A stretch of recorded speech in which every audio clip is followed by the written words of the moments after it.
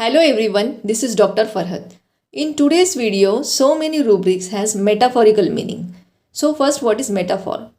A word or phrase that is used in an imaginative way to show that somebody or something has the same qualities as another thing. Hindi में बोलते हैं रूपक. For example, जब हम किसी office में जाते हैं और वहाँ हमें पुलिस और बाकी लोग नज़र आते हैं, पूछने पर पता चलता है कि मिस्टर XYZ ने पैसे खाए हैं और इतनी बात से ही हम पूरा मैटर समझ जाते हैं कि उसने ब्राइब ली है या फ्रॉड किया है और उसमें वो पकड़ा गया है और पुलिस इन्वेस्टिगेशन के लिए आई है. हम बिल्कुल भी ये नहीं सोचते कि उसने सच में पैसे मुंह में डालकर खा लिए, क्योंकि यह पॉसिबल नहीं है. इसी तरह से रेपर्टरी में भी कुछ रूब्रिक्स ऐसे हैं जिनका वर्ड मीनिंग का कोई सेंस नहीं बनता, क्योंकि उसका मीनिंग मेटाफोरिकल होता है. And it is used in repertory because explanation of some rubrics are much bigger and it is impossible to put it in one line in repertory. Hence this metaphor is used. कभी कभी उस remedy की main feeling या उसका पूरा सार उस rubric में होता है और रेपर्टरी में एक लाइन में उसे रखना पॉसिबल नहीं होता, इसीलिए उसकी जगह पर उसका रूपक यूज़ किया जाता है. For example, there is a rubric in Kent's repertory dancing unconscious. Only remedy is phosphoric acid. तो ये इम्पॉसिबल है, अनकॉन्शियस पर्सन डांस नहीं कर सकता. तो इसका मीनिंग क्या है ये हम इस वीडियो में देखेंगे. So our first rubric is conscientious about trifles eating after. Only remedy is ignatia. What is the meaning of conscientious? Feeling a moral responsibility to do your work carefully and to be fair to others. Hindi में बोलते हैं ईमानदार. And the meaning of trifle is something that is of little value और importance. इसका word meaning ये है कि patient खाना खाने के बाद बहुत छोटी छोटी बातों को भी बहुत सीरियसली लेता है या छोटे छोटे कामों को भी बहुत ईमानदारी और नैतिक जिम्मेदारी समझकर करता है, लेकिन इसका कोई खास मतलब नहीं बनता, क्योंकि इसका मतलब मेटाफोरिकल है. इस रूब्रिक में ईटिंग मेटाफोर है, जिसका मतलब है जब हम खाना खाते हैं और हमारा स्टमक उसे एक्सेप्ट करता है और खाना खाने के बाद हमें अच्छा लगता है, उसी तरह जब इग्नेशिया पेशेंट को कोई बात बताई जाती है या समझाई जाती है, वो उसे एक्सेप्ट करता है और उसे वो बातें अच्छी लगती है और फिर वो बहुत छोटी बातें या काम जो इतना ज़रूरी नहीं है वो भी पेशेंट बहुत ईमानदारी और नैतिक जिम्मेदारी समझकर करता है, जिससे कि किसी के भी साथ थोड़ी भी नाइंसाफ़ी या इनजस्टिस ना हो. Next rubric is consolation ameliorate. Only remedy is pulsatilla. First, what is consolation? Consolation is something that makes someone feel better after they are disappointed or sad. Hindi में बोलते हैं सांत्वना. Pulsatilla woman is mild, gentle and tearful and easily get hurt. But when consoled, it ameliorates her complaints or she feels better. Pulsatilla बात बात पर रोती है, दुखी होती है और जब उसे कोई प्यार से समझाता है तो उसे अच्छा लगता है. सिंथेसिस रेपर्टरी में बहुत सारी रेमेडीज ऐड हुई है. Now we will see two rubrics. Contentious in open air और when sun shines into room and contentious paroxysms against her will. In both only remedy is platina. First, what is contentious? Expressing or feeling a lack of respect or feeling hatred or disapproval. And paroxysm is a sudden attack or outburst of a particular emotion or activity. Dr. Kent mentions in his Materia Medica about Platina. She is in a contemptuous mood, anxious and serious over matters that are not serious, irritable about trifling things, is moody and sulky over slight vexations, anxious, weeping. Platina is in the rubric contemptuous of everything. Platina को हर एक चीज़ से, हर एक बात से नफ़रत होने लगती है. वो हर किसी को नीचा समझती है. नॉर्मली लोगों को खुली हवा में अच्छा लगता है, सूरज की रोशनी जब घर में आती है तो अच्छा लगता है, लेकिन प्लैटिना को ऐसी प्लीजेंट चीज़ों से भी नफ़रत होने लगती है. Next rubric is counting continuously. Only remedy is physostigma. Patient लगातार गिनता रहता है. सिंथेसिस में कुछ और भी रेमेडीज ऐड हुई है.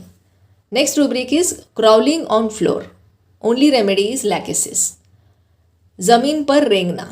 सिंथेसिस में acetic acid, belladonna, cannabis indica भी ऐड हुई है और insanity crawls on the floor का क्रॉस रेफरेंस दिया हुआ है। पेशेंट जब बहुत सस्पिशियस हो जाता है और इंसैनिटी की स्टेट में जाता है तब वो इस तरह की हरकत करता है। Next rubric is croaking in sleep, only remedy is belladonna. Croak is to make a harsh low noise like a particular animal or frog. यह बेलाडोना की डेलीरियस कंडीशन होती है जो मोस्टली हाई फीवर में होती है। पेशेंट नींद में भी एनिमल की तरह, मेंढक की तरह आवाज़ें निकालता है। Next rubric is cursing all night and complains of stupid feeling, only remedy is veratrum. Cursing मतलब अभिशाप देना, कोसना, बुरा भला बोलना। वेरेट्रम एल्बम में भी इंसैनिटी की स्टेट आती है और उसमें वो दूसरों को कोसता है। Next rubric is cursing convulsions during, only remedy is arsenic. Synthesis में बेलाडोना भी ऐड हुई है। Next rubric is cut others desires to, only remedy is lyssinum. जब किसी को बहुत ज़्यादा सताया जाता है, उसे मेंटली और फिजिकली टॉर्चर किया जाता है और वो ना कुछ बोल सकता है ना कुछ कर सकता है क्योंकि वो उन लोगों पर डिपेंडेंट होता है। लेकिन जब उसका सब्र टूट जाता है, उसमें इतना गुस्सा और नफ़रत भर जाती है कि उन लोगों को जान से मार डालने की, उनको कट करने की इच्छा पेशेंट को होती है। सिंथेसिस में रूब्रिक है कट, म्यूटिलेट और स्लिट डिज़ायर टू अदर्स, इसमें वेरेट्रम भी ऐड हुई है। Next rubric is dancing alternating with saying, only remedy is belladonna. Sigh is to let out a long deep breath that shows you are tired, sad, disappointed. लंबी गहरी सांस खींचना थकान, उदासी, निराशा आदि को प्रकट करने वाली। Belladonna patient can be cheerful, dancing, laughing, singing, but when attack comes, he develops anxiety and fear. इसका मेटाफोरिकल मीनिंग ये है कि बेलाडोना पेशेंट नाइव और क्रेडुलस होता है, मतलब भोला भाला, जिसे जीवन का अनुभव नहीं है और जो दूसरों पर तुरंत भरोसा कर लेता है। दूसरे जैसा कहेंगे वैसा करता है, दूसरों के इशारों पर नाचता है, लेकिन जब उसे उसका कोई फ़ायदा या रिजल्ट नज़र नहीं आता वो उदास और निराश हो जाता है। Next rubric is dancing unconscious, only remedy is phosphoric acid. Unconsciousness has two meanings. First is when person is unable to respond to people and activities due to any illness. And second is not knowing something, not aware of somebody or something. किसी बात से अनजान या बेखबर। So in this rubric, second meaning is applicable and dancing is also used as metaphor. Meaning of dancing is the action of moving to music. And its metaphorical meaning is to fulfill other people's wishes. Phosphoric acid patient बहुत ही विनम्र, दयावान और emotional होता है। वो सामने वाले का दुख समझता है और उसकी मदद करने की पूरी कोशिश करता है। अपने रिश्तेदारों की बहुत ज़्यादा केयर करता है। वो जैसा कहेंगे वैसा करता है और दूसरों के इशारों पर इतना नाचता है कि उसे होश ही नहीं रहता कि उसने दूसरों के लिए अपने सपनों को सैक्रिफाइस कर दिया। वो बहुत दिनों तक इस बात से बेखबर रहता है। Next rubric is deafness pretended, only remedy is veratrum. I have already explained this rubric in part 4 of this series. In that rubric was blindness pretended and explanation of both rubric is same. In short, Veratrum album is in the rubric liar, deceitful, squanders money, shameless and foppish. उसे महंगी चीज़ों का शौक होता है। अपने शौक पूरे करने के लिए वो गलत तरीके से पैसे कमाता है और जब पकड़ा जाता है तो अंधा होने का, बहरा होने का ढोंग करता है। जब इन्वेस्टिगेशन होता है तब वो प्रिटेंड करता है कि उसे तो कुछ भी सुनाई नहीं दे रहा। Next rubric is death desires menses during, only remedy is berberis. The woman desires death during menses. It is not because of the pen but because of the menses she desires death. The woman who desperately wants to be pregnant when gets her menses, she becomes so much disappointed that she desires death. Its metaphorical meaning is when a person tries to achieve something and he fails. He gets disappointed, goes in despair and desires death. Next rubric is death desires walking in open air while. Only remedy is belladonna. Belladonna is extremely sensitive to motion, light and even a draft of air. All these factors aggravates her complaints. Next rubric is Death presentiment of believes that she will die soon and that she cannot be helped. Only remedies Agnus Castus. First, what is presentiment? An intuitive feeling about future, especially one of forwarding. Presentiment of death मतलब उसे लगता है कि वो बहुत जल्द मरने वाली है and that she cannot be help, अब उसे कोई नहीं बचा सकता। लेकिन उसे ऐसा क्यों लगता है? क्योंकि शादी से पहले यंग एज में मास्टरबेशन और दूसरे सेक्सुअल एक्टिविटीज़ में बहुत ज़्यादा इन्वॉल्व होने की वजह से शादी के बाद उसमें इम्पोटेंसी डेवलप हो जाती है। ये मेल और फीमेल दोनों के लिए एप्लीकेबल है। तो वो ये बातें किसी को बता नहीं सकता क्योंकि उससे पता होता है कि ये सब उसके गलत कामों की वजह से हुआ है। जब बहुत ट्रीटमेंट के बाद, कोशिशों के बाद कोई फ़ायदा नहीं होता, वो निराश हो जाता है और उसे लगता है कि अब सब कुछ ख़त्म हो चुका है और कोई भी उसकी मदद नहीं कर सकता और बहुत जल्द वो मर जाएगा।